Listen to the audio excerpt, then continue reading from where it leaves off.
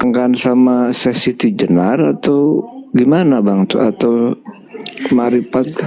Kita belajar akidah ini sumber yang kita percayai adalah Al-Quran terutama ya.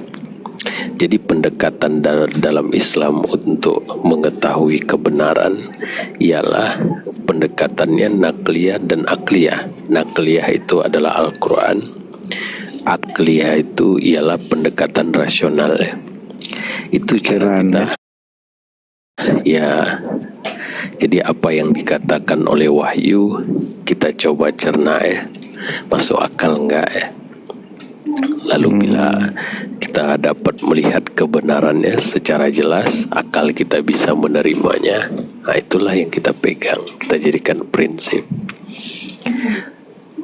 Begitu. Jadi bukan ke lain-lain ya.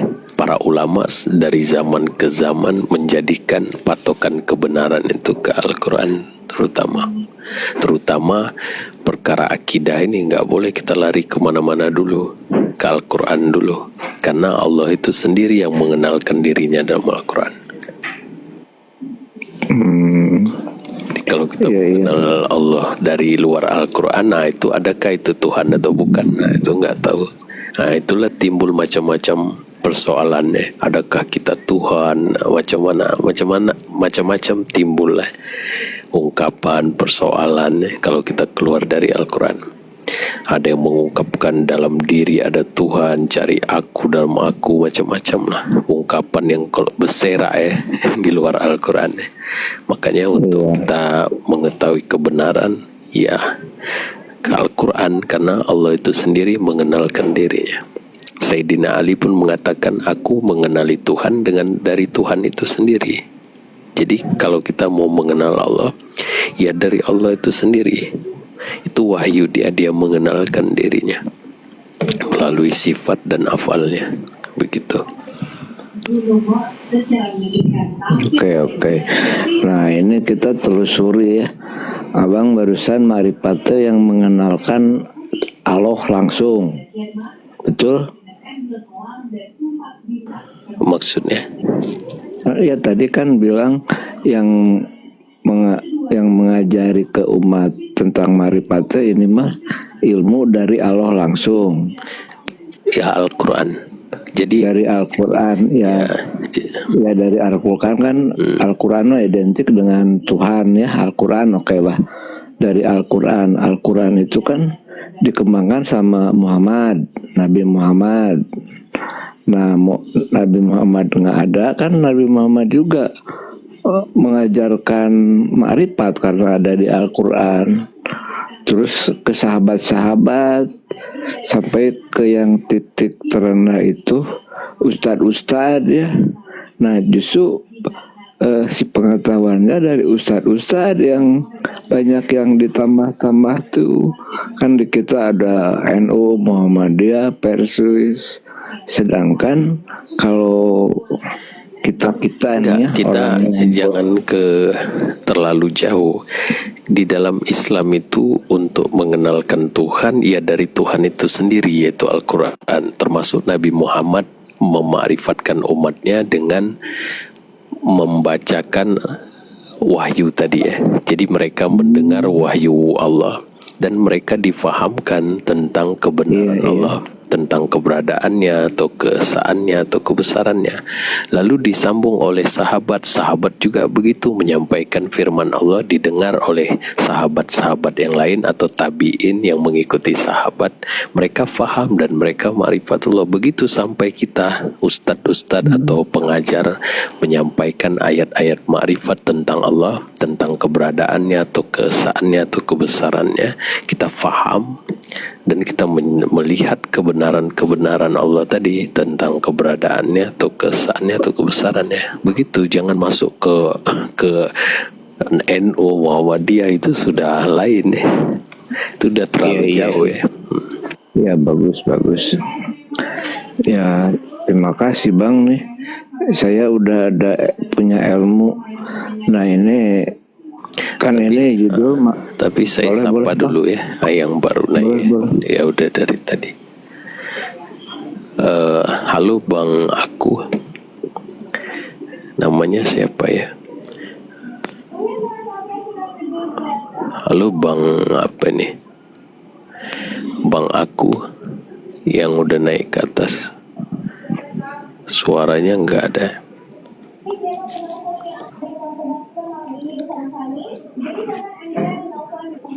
Tak tahu ya dia naik, tujuannya apa kita nggak tahu. Saya turunkan di bawah. Kalau naik sahabat-sahabat mic-nya dibuka, jadi kita tahu ngapain di atas ya. Jangan nanti jadi perabotan ya, jadi pajangan ya. Kan perlu tahu juga ya ngapain di atas. Ya ada lagi Bang Syarif boleh tadi yang mau disampaikan. Oke. Kan ini sesuai judul ya, Tuhan dan takdir. Nah, kalau Tuhan kan yang mengajarkan makrifat itu. Nah, sekarang kita membahas takdir. Apakah takdir bisa dirubah, Bang? Misalkan saya ditakdirkan sengsara, misalkan, ya apakah itu bisa dirubah, Bang? Mengenai takdir, kaya atau gimana?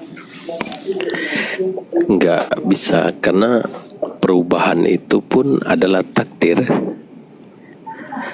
Jadi kita mesti pahami dulu apa itu takdir ya. Takdir itu adalah ketetapan Allah, yang mana ketetapan Allah ini berdasarkan kuasanya, kuasa Dia. Kita kan bergerak ini kan dengan kuasa Dia, kuasa yang mana Dia menetapkan kita bergerak berdasarkan kuasa dari Dia ya. Maka dalam bahasa Arab kita sebut takdir, ketetapan berdasarkan kuasa Dia. Mana yang bukan kuasa Dia di alam semesta ini kan gak ada. Dia berfirman, Innallaha ala kulli syai'in qadir. Sungguhnya Allah berkuasa akan tiap-tiap sesuatu. Jadi segala sesuatu apapun yang terjadi di langit, di bumi ya, itu dengan kuasa Dia. Dia yang menggerakkan, Dia yang menetapkan itu bergerak, Dia yang menetapkan itu menjadi langit, menjadi bumi ya. Semua ini Dia buat dengan kuasa Dia secara tetap dari awal sampai akhir kehidupan ini. Maka nggak ada yang nggak takdir, semuanya takdir ya, ketetapan Dia berdasarkan kuasa Dia. Termasuk kita merubah diri kita, lalu kita berubah ya, itu takdir namanya. Tidak ada yang keluar dari takdir ya. Betul. Takdir ya. Tapi kan kalau takdir itu ya saya dari rahim kita janin 4 bulan juga udah ditentukan sama Allah teh, istilahnya mah jodoh, pati, bagja, cilaka usia 4 bulan dalam kandungan. Apa itu benar, Bang, firman Allah?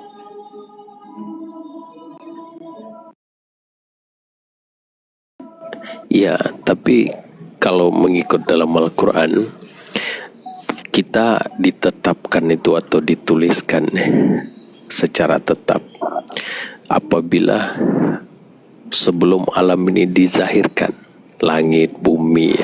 Jadi dalam surah Al-An'am 59, surat Yunus 61, Al-Hadid ayat 22, segala sesuatu yang terjadi di langit, di bumi, besar maupun kecil termasuk sehelai daun jatuh itu sudah ditulis, sudah dituliskan, dan dalam pengetahuan Tuhan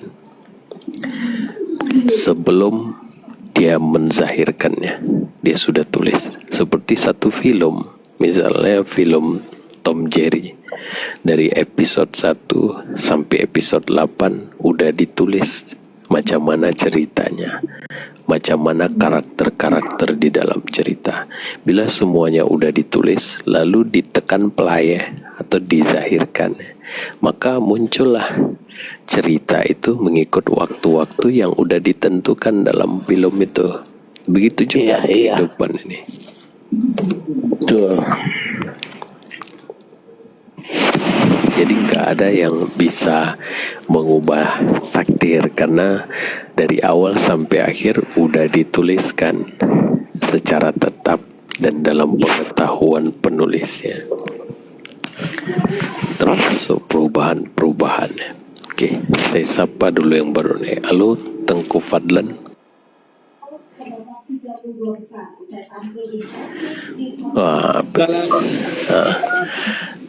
Ya.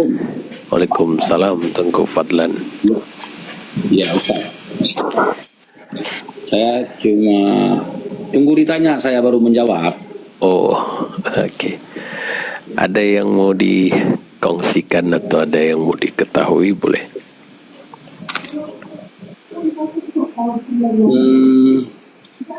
Sebenarnya kalau saya ingin bernarasi dan bertanya kepada Ustadz, yang di judul ini tanya jawab Tuhan dan takdir. Tuhan itu bukan Allah, dan takdir itu harus dilihat dari dua sisi, dari sisi Khalik apa dari sisi makhluk. Kalau sisi takdir dari sisi Khalik, bahwasanya Allah itu punya ketetapan menghapus dan menetapkan. Kalau dari manusia juga gitu, takdir gitu sampainya dan tidak sampai tanpa diketahui. Jadi gitu aja Ustadz, cuma yang bisanya, lainnya nggak bisa. Iya, ditetapkan sudah yang dia menghapus dan menetapkan pun udah dalam plan induk dia atau law mahfuz ya. Jadi nggak ada yang berubah di sisi dia. Jadi apa-apa yang nggak jadi berlaku itu pun di dalam plan induk ilahi yang kita sebut law mahfuz ya. Karena itu konsekuensi logis dari Maha Mengetahui. Sebelum dia menghapus atau merubah, dia sudah tahu belum? Sebelum alam ini dijadikan, tentu dia udah tahu. Kalau udah tahu, maknanya mana yang berubah? Ya memang begitu ya, yang dia mau ya. Memang begitu tulisannya. Macam satu film ya.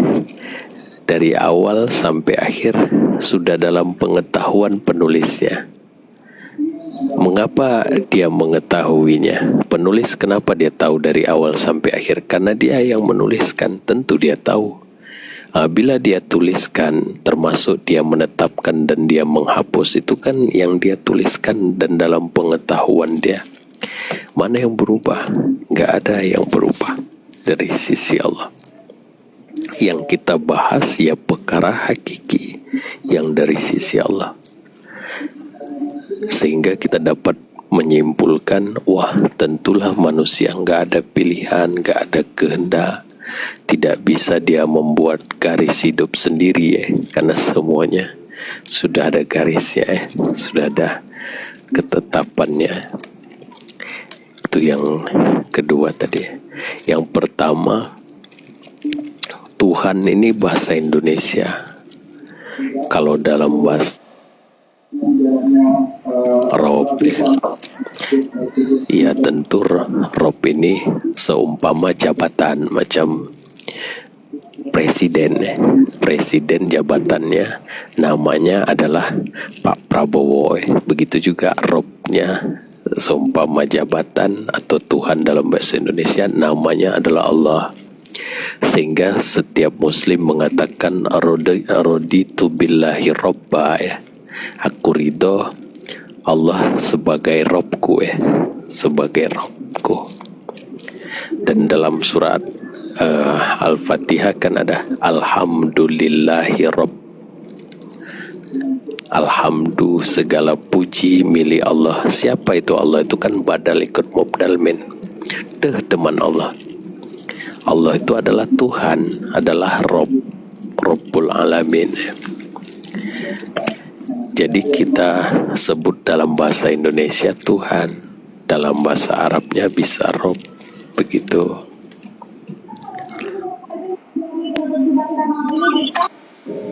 Kalau merujuk pada yang Ustadz katakan tadi, alhamdu mubtada ya, li tamli Allahi majrur mali. Kalau Allah dengan Rabbi ini, tapi yang diartikan di sini secara i'rabnya lebih mengutamakan sifat.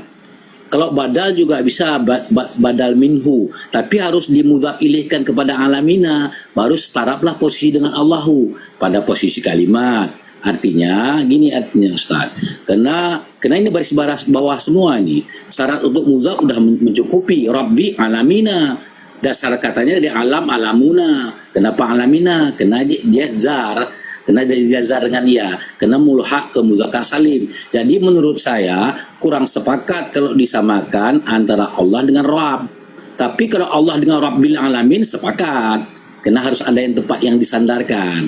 Karena enggak ma'rifah jadi nakirah jadinya. Harus digempetkan baru ma'rifah. Gitu Ustaz. Itu belum tentu benar juga saya. Masih bernarasi. Itu sudah dimafhumkan, difahamkan bahwasanya ketika setiap nabi lah dalam Al-Quran ketika mengatakan Rabbi srohli sodri, ya Tuhanku, itu kan kepada Allah, nggak perlu kita mafhumkan ke lain Mereka sudah tujukan Rabbi srohli, dan banyak lagi ayat-ayat Rabbana atina, dan banyak lagi yang nabi-nabi berdoa pakai kata Rob. Karena bila disebut Rob, ingatan mereka tentu kepada Allah, namanya Allah. Rob itu jabatan dia, seumpama jabatan lah. Rabbul alamin, dialah yang menciptakan, jabatan yang memelihara, melindungi, mengurusi, itu Rob. Begitu. Jadi tidak ada masalah kita menyebutnya Tuhan, karena di minda kita tertuju kepada Allah.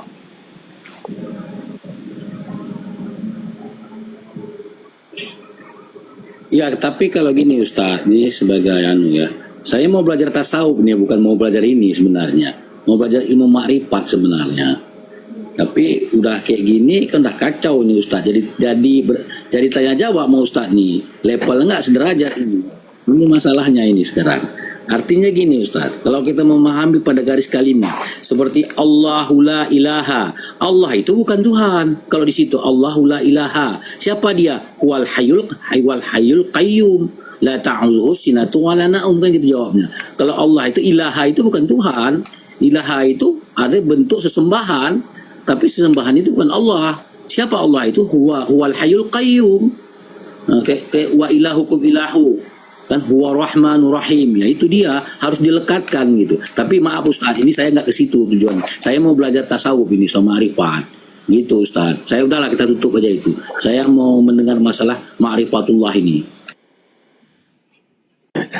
Itu sama ya, kita aja menyusahkan diri. Makanya nabi-nabi pakai Rabbi, Rabbana ya. Juga ada yang menggunakan ilahi, anta maksudi ilahi, Tuhanku, bisa juga. Nggak mesti pakai apa, yang penting mafhumnya dia bila dia sebut kemana arahnya, ke Allah, Tuhan dia. Ilahana ilahi, saya sepakat itu. karena setiap firdausi ala, kan para ulama menggunakan kata ilah. Karena gini Ustaz, sepakat saya, karena setiap Rabbi itu pasti di depannya ada di mudhaf ilaihkan, tempat disandarkan gitu. Setiap dia bilang Rabbi dimanapun itu. Tapi itu bukan, ya saya sepakat Ustaz, udah aman itu Ustaz. Saya mendengar dulu yang lain lagi. Ya, karena ketika dia bilang Rabbi, Tuhanku, dalam hati dia kan Allah, Tuhan dia, nggak mungkin Rabbi, Tuhanku, dalam pikirannya matahari, kan enggak. Jadi itu balik ya, kepada Saya sepakat. Artinya gini, sepakatnya gini. Saya kan membicarakan masalah tertulis posisi kalimat ini.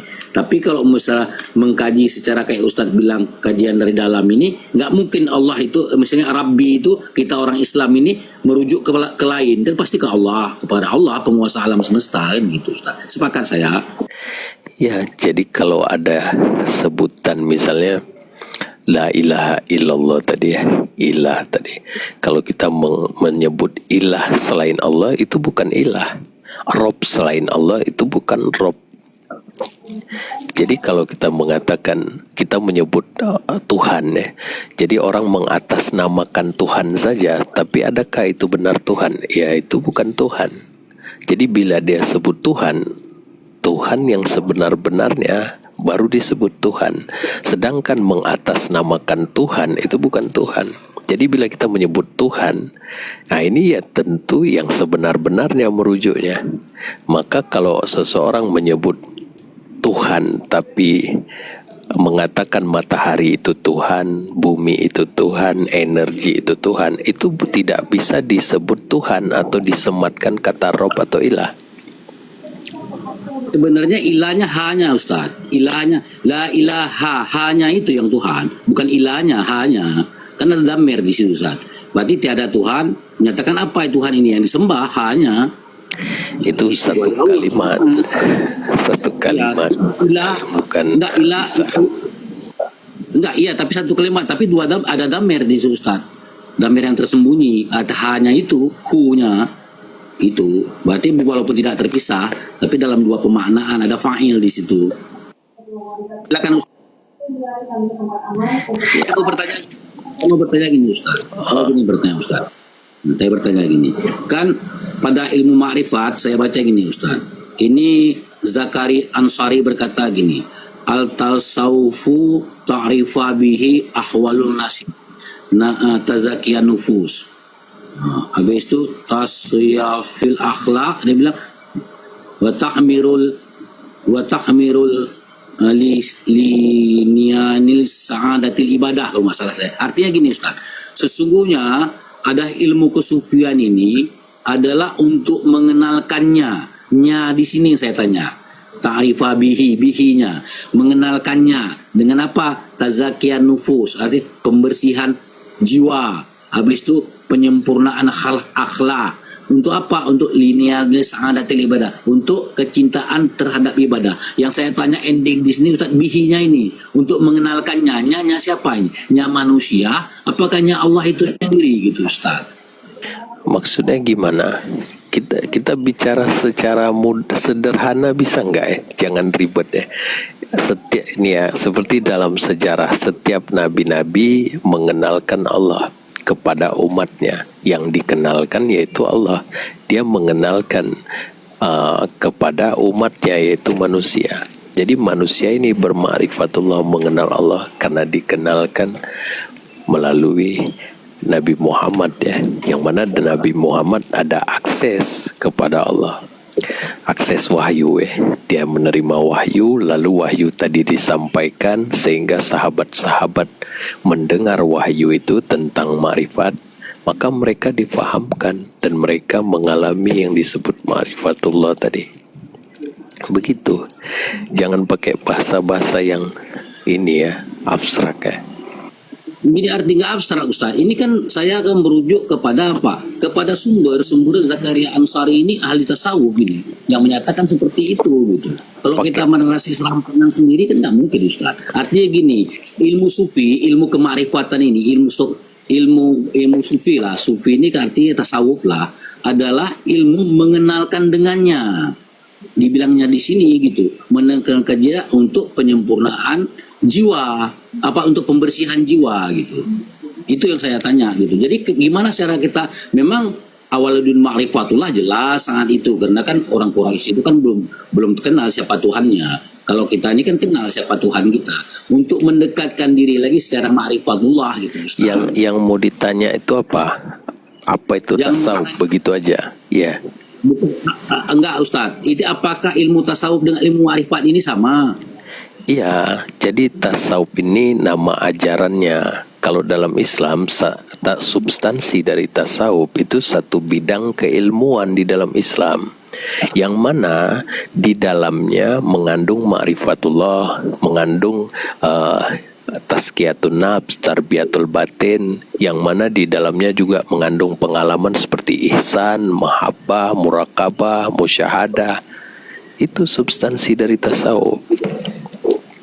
Iya. Jadi kalau Nama bidang keilmuannya kita sebut tasawuf, begitu.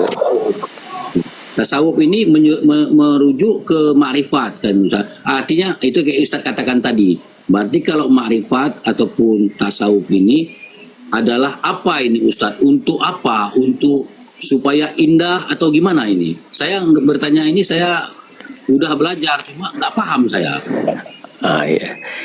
Saya sebenarnya sering ya menjelaskan, Bang Fadlan, Tengku Fadlan pun ada beberapa kali lah mendengar, tapi nggak tahu nggak apa nggak.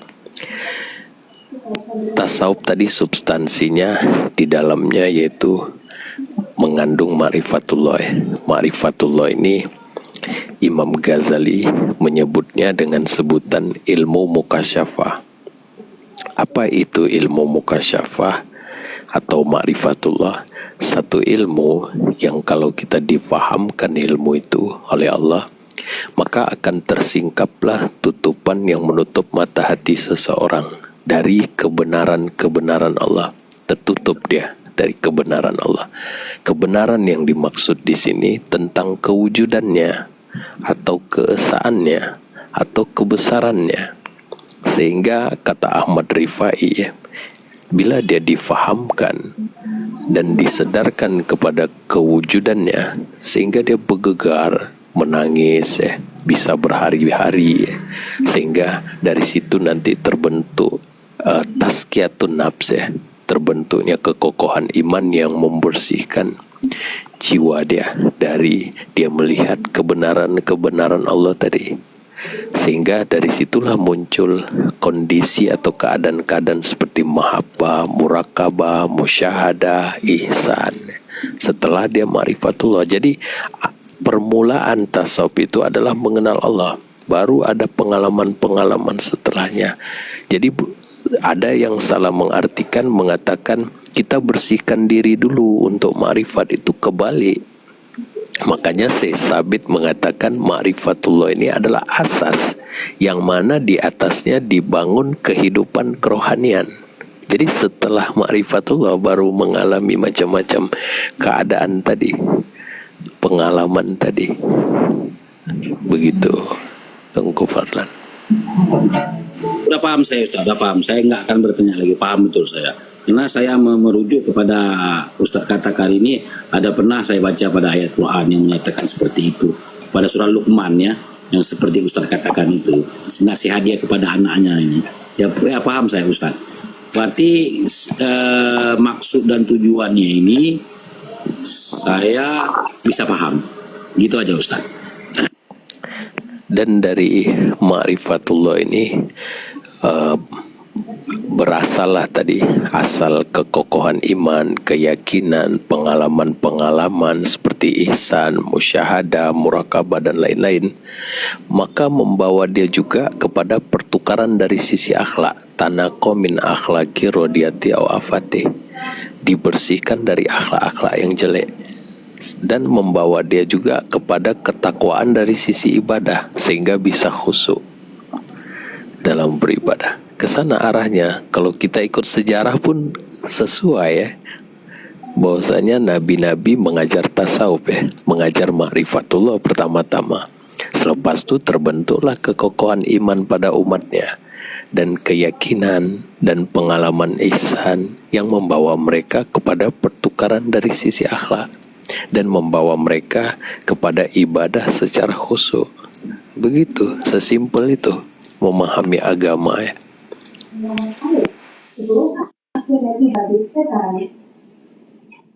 Berdasarkan keterangan polisi, peristiwa terjadi pada 27 Juli 2026 kemarin saat pengendara sepeda motor Bang Sarip, Ada yang lagi mau dikongsikan atau ada yang mau diketahui, boleh. Berkenaan takdir tadi saya rasa belum beres ya. Kita masuk ke bahasannya, ke bahasan. Tadi itu masih bicara sejarah ya, atau terminologi ma'rifatullah ya. Ini hal-hal teknis begini sering seseorang beda-beda meletakkan runutan, sehingga saya coba bangun kembali apa itu ma'rifatullah, macam mana sejarahnya, kemana arah tujuan manfaat ma'rifatullah, sehingga kita tidak lagi menyebut kata ma'rifatullah secara tak paham ya, artinya menyebut tapi kita sendiri nggak paham. Jadi ada orang dulu mengatakan ma'rifatullah itu kalau kamu sampai ke ma'rifatullah kamu nggak buat salah lagi. Kalau kamu ma'rifatullah kamu bisa perintah hujan itu berhenti ya. Macam-macam diarahkan kehebatan, ke kesaktian ya, macam-macam. Dikorupsi ma'rifatullah. Makanya di sini kita perlu memahami ya terminologi ma'rifatullah, termasuk historis, aksiologinya. Jadi itu yang perlu diambil perhatian, sehingga kita dapat tangkap ya ketika menyebut kata ma'rifatullah, penalarannya runut ya, arahnya kita tahu kemana. Iya betul. Melakukan penyelidikan dengan mengecek rekaman CCTV di sekitar lokasi. Lanjut, Tad. Ya gimana tadi masalah takdir udah beres. Jadi takdir belum baru setengah. Saya bahas lebih lama. Gimana? Ya, Tad. Saya bahas kan, lebih. Bang Sarip dulu, oke. Iya kan, saya membaca takdir itu dari buayan ibu 4 bulan udah disebutkan jodoh, pati, bagja, cilaka. Nah itu ada kisah ya, ada kisah misalkan yang perempuan yang punya anak, itu kisah Nabi siapa lah, Nabi siapa, kisahnya itu ke Nabi itu bilang saya akan punya anak, takdirnya saya enggak. Nah dia itu orang itu teh maksa ke sahabat tuh, tolongkan anda dekat dengan Allah, nah akhirnya dia itu komunikasi dengan Allah, ya akhirnya bisa gitu. Itu gimana, dongeng atau gimana yang gitu-gitu? Maksudnya gimana? Hubungannya dengan takdir gimana? Ya kan si perempuan teh udah ditakdirkan nggak punya anak, terus kata saudaranya, cobalah ke wali adu atau ke nabi siapa, karena dia dekat dengan Allah, dia itu mendatangi aja nabi atau wali, bilang dia, saya itu udah takdir enggak, tolong bilangin ke Allah, kan anak mah dekat dengan Allah.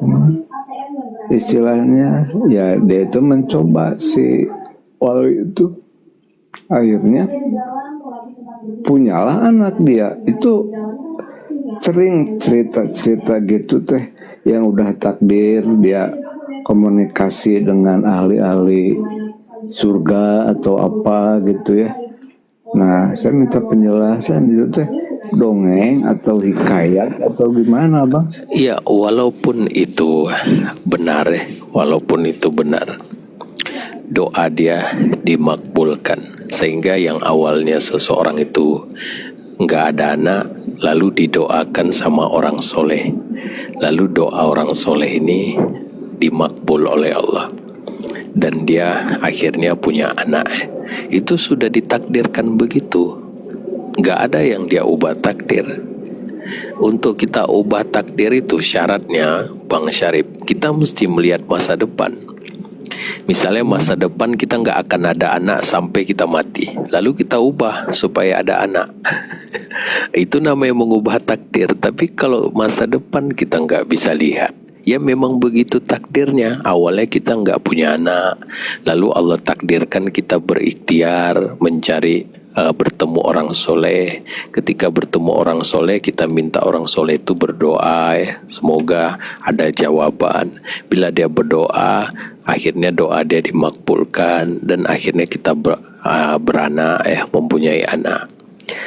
Itu memang begitu takdirnya. Mana yang berubah? Kan untuk merubah takdir kan kita mesti melihat masa depan dulu.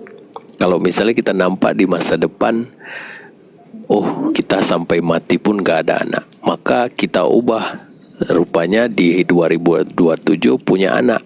Itu namanya mengubah takdir. Tapi kalau kita nggak bisa melihat masa depan, ya memang begitu. Allah kan udah tahu masa depan kita saat di 2027 akan punya anak. Dia kan udah tahu. Sebelum kita punya anak 2027, kita datangi orang soleh dan kita minta doa orang soleh ini. Jadi semua itu Allah udah ketahui, udah dia tuliskan, udah dia tetapkan, dan termaktub dalam Lauh Mahfuz sebagai grand design, sebagai rancangan ilahi. Mana yang berubah? Gak ada. Di sisi Allah memang begitu ceritanya ya. Kalaupun itu benar kisahnya, ya nggak ada bertentangan dengan takdir. Jadi segala sesuatu yang terjadi itu adalah takdir. Yang belum terjadi pun udah ditakdirkan, cuman kita nggak tahu. Seperti hari esok udah ada di dalam plan ilahi. Sudah seumpama blueprintnya sudah ada hari esok. Tapi belum bisa kita lihat. Apabila waktu berjalan ke hari esok, maka hari esok menjadi hari ini. Hari ini menjadi hari semalam atau kemarin. Seterusnya begitu. Di sisi Allah udah beres, nggak ada besok, kemarin, hari ini nggak ada. Dia qadim, sentiasa dia mengetahui cerita ini dari awal sampai akhir. Ya berarti maaf ya Bang ya. Berarti kalau gitu mah takdirnya bisa dirubah tuh, nggak saklek, nggak bisa. Enggak bisa lah, memang itu takdirnya. Untuk ubah takdir kan kita mesti melihat masa depan. Kita emang bisa lihat masa depan. Misalnya saya mau ubah hari esok. Hari esok misalnya di dalam Lauh Mahfuz kita dituliskan mau pergi ke Jerman. Maka kita ubah, kita udah nampak cerita hidup kita di hari esok, kita pergi ke Jerman, lalu kita ubah nggak jadi ke Jerman, itu baru namanya merubah. Tapi kalau kita nggak tahu hari esok, ya memang begitu takdirnya. Allah udah tahu hari esok itu kita akan pergi ke Jerman, dan memang Allah udah tuliskan sebelum alam ini dijadikan. Sampai waktunya ya kita pergi ke Jerman. Mana ada yang kita ubah? Paham nggak maksudnya? Ya paham, tapi di masyarakat ya, orang itu kere, miskin, bertanya ke Ustadz, saya itu dari anak sampai dewasa cina miskin aja, ada nges takdirna cina cak Ustadz. Dia kan udah seorang Ustadz ngomong udah nges takdirna maneh mah gitu. Ya hatinya teh jadi ciut. Cobalah kasih doa, berdoalah ini misalkan yang saya mau. Itu di kalangan masyarakat ya. Kita nggak bicara soal Quran ya Ustadz ya, ini mah animo masyarakat. Kadang-kadang saya juga karena dia itu yang bilangnya orang yang ngerti agama, jadi si orang yang bertanya itu jadi makin ciut. Ya, karena yang mengatakan dengan yang mendengar itu kadangkali nangkapnya beda-beda.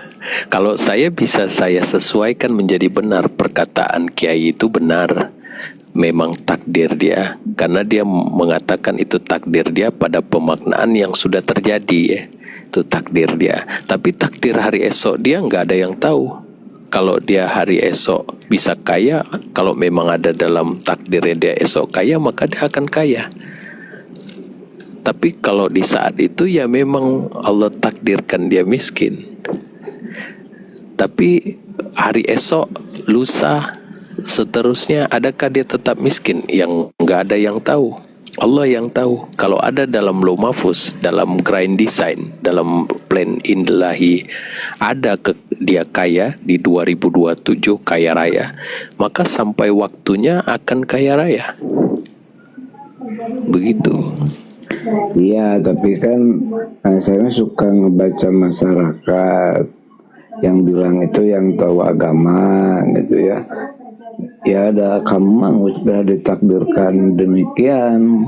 Kere yang saya minta dicerahkanlah sedikit hatinya, jangan udah ditakdirkan. Cobalah berdoa biar ada semangat. Nah sesudah itu saya ngobrol sama yang udah nanya, saya gimana Pak? Saya memang semua nggak akan berdoa lagi. Udah kata si Ustaz juga udah takdir saya mah gini. Itu yang jadi masalah itu. Orang yang mengatakan boleh jadi dia tidak paham apa yang dia katakan. Orang yang mendengar pun boleh jadi dia tak tahu apa yang dia dengar. Bila dia menyebut takdir, dia langsung kecil hati. Ya, udah takdirku miskin ya. Udahlah. Padahal nggak begitu makna takdir. Saya mah Padahal nggak begitu makna takdir. Gimana? Saya mah membenarkan yang miskin itu. Soalnya kan dia nggak sekolah, membaca pun nggak bisa. Jadi otaknya tuh udah segitu aja 1 mili. Tapi kalau si Ustadz ini kan wawasannya luas. Cobalah yang saya harapkan berkata tidak teh nggak langsung tidak dengan paparan yang mencerahkan gitu, yang saya mau itu gitu. Kan seorang ustadz ada gurunya. Untuk dia tercerahkan, dia mau belajar lah. Kadang-kali kan ada sebagian orang malas nggak mau belajar agama. Jadi ketika disampaikan begitu, iya nggak mungkin sambil ditanya sekalian dicerahkan. Itu kan memakan masa untuk mencerahkan satu perkara. Kalau dia ditanya sekila jumpa itu udah takdir ya, takdir kamu. Tapi kalau dalam pengajian ya,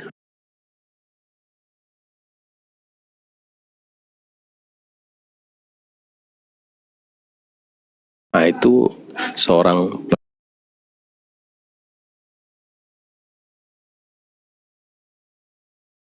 pendai itu atau ustadz itu mesti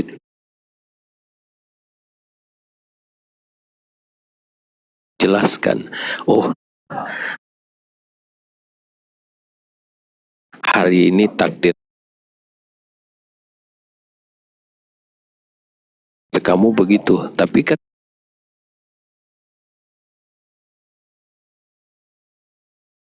kita nggak tahu takdirnya.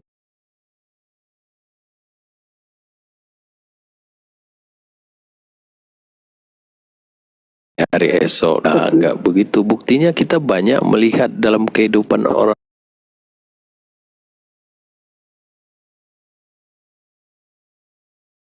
orang awalnya